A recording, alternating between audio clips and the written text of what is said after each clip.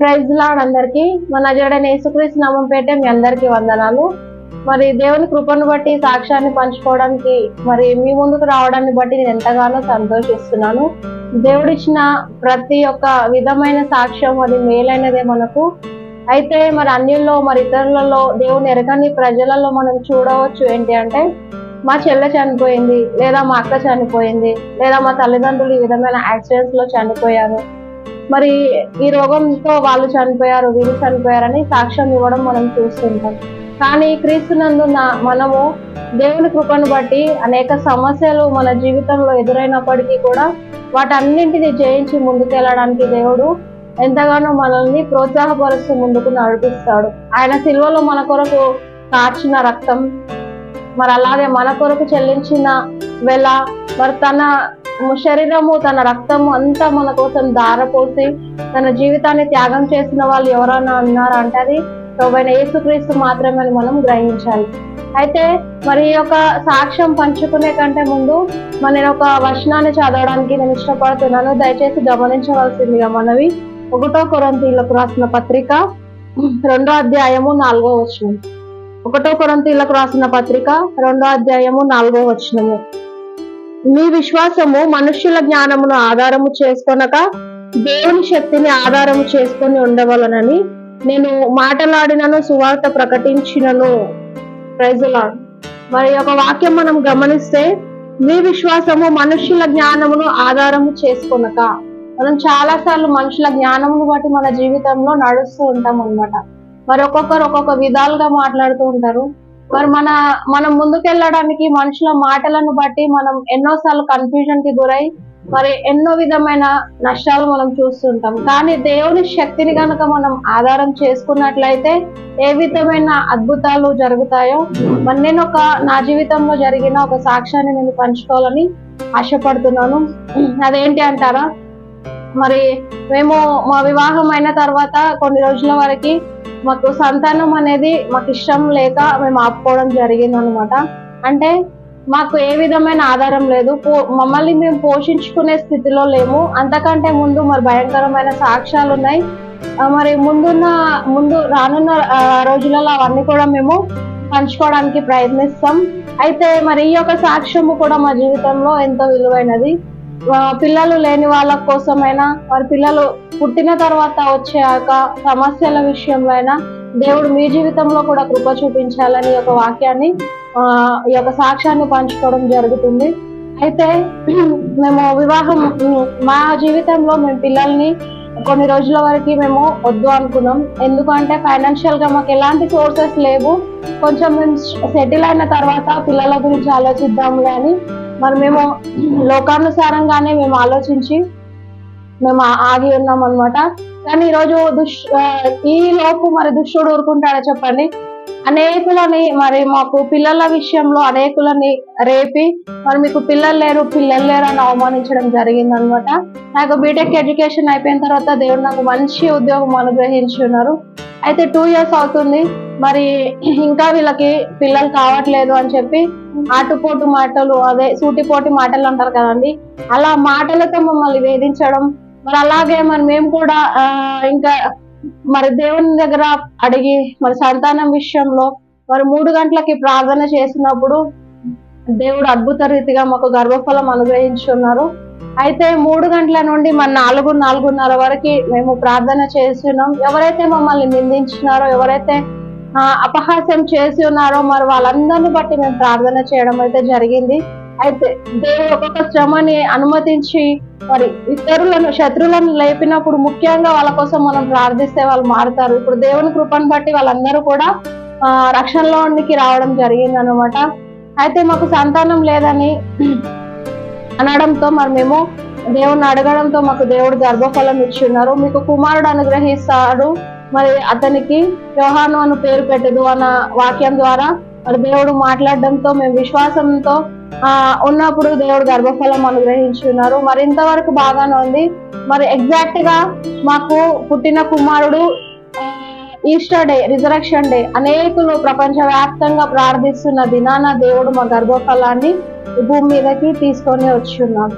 అయితే మేము ఈ సంతోషంలో మునిగిపోతున్నప్పుడు మరి మా చుట్టూ ఉన్న అన్యులు, మా అమ్మగారు కావచ్చు, మా అత్తగారు కావచ్చు, మరి మా రిలేషన్ లో మా బంధువులు అనేకులు మరి ఆ పుట్టిన రోజు మాకు ఆ సంతోషం అనేది నిలవకుండా మరి గుళ్ళ దగ్గరికి అన్య సాంప్రదాయాల పద్ధతులు వాళ్ళు ఇంకా మానుకోలేదన్నమాట.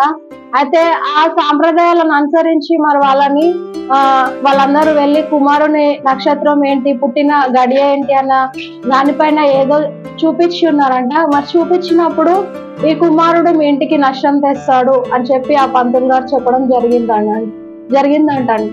అయితే హాస్పిటల్ ఆపరేషన్ అయిన రోజు మరి మేము ఈస్టర్ డే రోజు కుమారుడు పుట్టి ఉన్నాడని సంతోషంలో ఉన్నప్పుడు ఇలాంటి వార్త వినడం మాకు ఎంతో బాధ అనిపించి మరి మేము అందరు మాటలని ఆ యొక్క మాటలన్నిటి అంటున్నారు కదా, మాకు నిందకు ప్రతిగా దేవుడు మరి మాకు మంచి ఒక అవకాశం, బహుమానం మాకు ఇచ్చి ఉన్నారని సంతోషించే లోపల మరలా ఒక అవమానం ఏంటి అంటే, కుమారుడు మీకు పుట్టడం మంచిగాడే కాదు, మూల నక్షత్రంలో పుట్టి ఉన్నాడు కాబట్టి మీ ఇంట్లో పెద్దవాళ్ళు చనిపోతారని చెప్పడం జరిగింది. అయితే ఈ యొక్క సందర్భాన్ని బట్టి మా మామగారు నా కుమారుడిని ఇంటికి తీసుకురావడం ఆయనకి ఇష్టం లేదు. సో నన్ను ఇంటికి రాకుండా ఉండడానికి ఇండైరెక్ట్ గా ఎన్నో మాటలు మాట్లాడినప్పుడు నేను దేవుని దగ్గర ఒకటే ప్రార్థన చేస్తున్నాను, నేనైనా నా భర్త అయినా మేమైతే ప్రభా నువ్వు ఇచ్చిన సంతానం, మరి కుమారుడు ఈ విధంగా ఉన్నాడని మమ్మల్ని అనేక మంది ఈ విధంగా నిందిస్తూ ఉన్నారు, మరి మేము ఏం చేయాలో మాకైతే తెలియదు, కానీ మీరే మాకు సహాయం చేయండి అని ప్రార్థించినప్పుడు మరి దేవుడు అద్భుత రీతిగా మా విశ్వాసాన్ని బలపరచడం జరిగిందన్నమాట. అయితే మరి మా మామగారు మాటి మాటికి ఏదో ఇండైరెక్ట్ గా ఏదో గొడవలు పెట్టడం, మరి ఏదో రకంగా తనకి హాని జరుగుతుందని అనుకోవడం, ఈ విధంగా జరిగినప్పుడు మరి నా కుమారుడు పుట్టిన తర్వాత అతనికి ఎలాంటి హాని కూడా జరగలేదు. మరి తను ఆరోగ్యవంతుడిగా ఉన్నాడు, సంపూర్ణమైన ఆరోగ్యవంతుడిగా నాకు మరి మా మామగారు ఉన్నారు. ఆయన హార్ట్ పేషెంట్ అయినప్పటికీ అంతకు ముందే మా వివాహం జరగక మునిపే అంటే మరి ఎన్ని సంవత్సరాల క్రితం జరిగిందో నాకు తెలియదు, అతనికి హార్ట్ ఆపరేషన్ అయి ఉన్నదంట. అయితే అలాంటిది మరి దేవుని దగ్గర ఎత్తిపడినప్పుడు మా మామగారికి కానీ మా అత్తగారికి కానీ ఏ విధమైన హాని జరగదు ప్రభువా, నీ కృపని మాకు దయచేయండి అని ప్రార్థన చేసినప్పుడు అద్భుత రీతిగా మా మామగారు 7 సంవత్సరాల పైనే బ్రతకడం జరిగింది. అయితే ఇప్పుడు నా కుమారునికి దేవుడిచ్చిన పేరుని బట్టి యోహాను అని పేరు పెట్టడం జరిగింది. ఆ యొక్క అన్య సంప్రదాయంలో ఉన్నప్పుడు నా కుమారునికి యోహాను అన్న పేరు పెట్టొద్దు అని ఎన్నో వ్యతిరేకతలు, మమ్మల్ని ఏ ఫంక్షన్ కి రానివ్వకుండా, మమ్మల్ని శుభకార్యాలు అనేదే మా జీవితంలో లేకుండా ఎన్నో ఏడుపులకి అలాగే ఎన్నో విధమైన మానసిక ఒత్తిళ్ళకి గురి చేసే విధంగా మా చుట్టూ ఉన్న జనాంగం మమ్మల్ని చేసినప్పటికీ కూడా ఈరోజు మన కుమారుని దేవుడు అద్భుత రీతిగా నిలబెట్టుకున్నాడు. మరి మా మామగారిని 7 సంవత్సరాల వరకు బ్రతికించడం జరిగింది.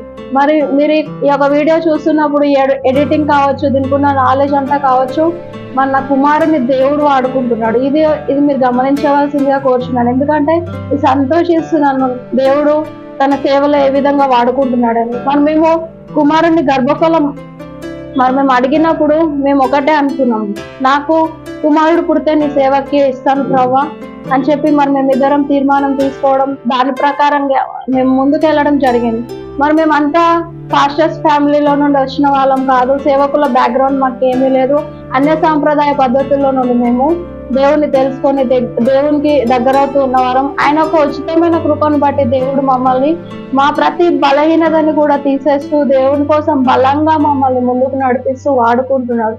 ఎన్నో నిందల మధ్యలో, వ్యతిరేకతల మధ్యలో మరి దేవుడు నా కుమారుని కూడా సేవకి మరి కొరకు పెంచే విధంగా, ఎప్పుడో 20 years 30 years తర్వాత సేవకి ఇవ్వడం కాదు, పుట్టినది మొదలుకొని తనకి దేవుని పాటలు, దేవుని వాక్యము, దేవుని బోధలో మరి మేము పెంచుకుంటూ కుమారునే కాకుండా దేవుడు మరి ఇంకొక సంతానం కుమార్తెను కూడా ఇచ్చున్నాడు. మరి ఎస్తేరు వంటి మంచి మరి జ్ఞానం కావాలని కుమార్తె విషయంలో కూడా మేము అడుగుతున్నాం.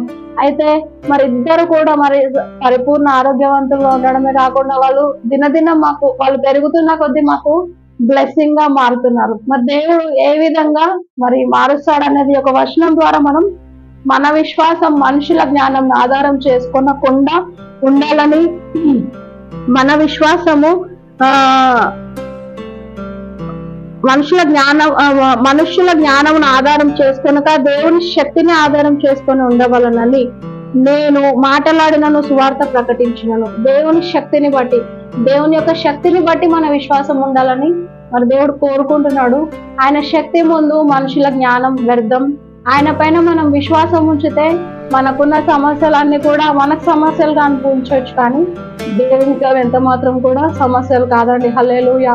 మరి ఇంత గొప్ప సాక్ష్యాన్ని దేవుడు మాకు అనుగ్రహించి మరి వాళ్ళని బలమైన మరి యోధులుగా చిన్నప్పటి నుండే వాళ్ళని వాడుకుంటున్నాడు. మనం మీరు గమనించవచ్చు. నా కుమారుని ఫోటోని క్లిప్ లో మేము యాడ్ చేస్తాం. మరి చూడండి, కుమార్తెను కూడా దేవుడు అనుగ్రహించున్నారు. మీరు యూట్యూబ్ లో చూస్తే ప్రతిరోజు వాళ్ళు ఏదో ఒక వాక్యంలో వాళ్ళు ముందుకు వస్తూనే ఉంటారు. మరి వాళ్ళు పాటలు పాడుతూ ఉంటారు, వాక్యము చదువుతూ ఉంటారు. మరి ఏ విషయం మంచి ఏంటి చెడు అని ప్రతిరోజు మేము వాళ్ళకి బోధించడం, అలాగే దేవుని విషయంలో ముందుకెళ్ళడం, మేము ఇవన్నీ కూడా నేర్పించడానికి దేవుడు అద్భుత రీతిగా మరి మమ్మల్ని కూడా ప్రోత్సాహపరుస్తూ ముందుకు నడిపిస్తున్నారు. మరి ఆ రోజు మనుషుల జ్ఞానం ఆధారం చేసుకున్నట్లయితే ఈ రోజు నా కుమారుని పరిస్థితి కావచ్చు, మా పరిస్థితి కావచ్చు ఏ విధంగా ఉండేదో, కానీ దేవుని శక్తిని మేము ఆధారం చేసుకున్నాం కాబట్టి ఈరోజు మేము బలమైన కార్యములు చూడగలుగుతున్నాం. మరి అతను పుట్టిన తర్వాత మరి మా ఇంట్లో మరి సంతానం అనేది ఇంకా మరి నేను ఒక తల్లిగా నేను చెప్తున్నాను, వాళ్ళు పట్టించుకోకపోయినా మరి మా మరిది వాళ్ళకి కానీ వాళ్ళందరికీ కంటిన్యూస్ గా దేవుడు పిల్లల్ని అనుగ్రహించున్నాడు. అంతకుముందు మరి చేతబడి శక్తుల కారణంగా పిల్లలే లేని ఆ ఇంట్లో మరి దేవుడు 6 సంతానం అనుగ్రహించున్నారు. మరి దేవునికి మహిమ కలుగును గాక. మరి ఇలాంటి సమయం, ఇలాంటి పరిస్థితుల ద్వారా మీరు ఏమైనా కూడా ఇబ్బందులు పడుతున్నట్లయితే క్రీస్తు శక్తిని ఆధారం చేసుకోనండి, దేవుని నమ్మండి.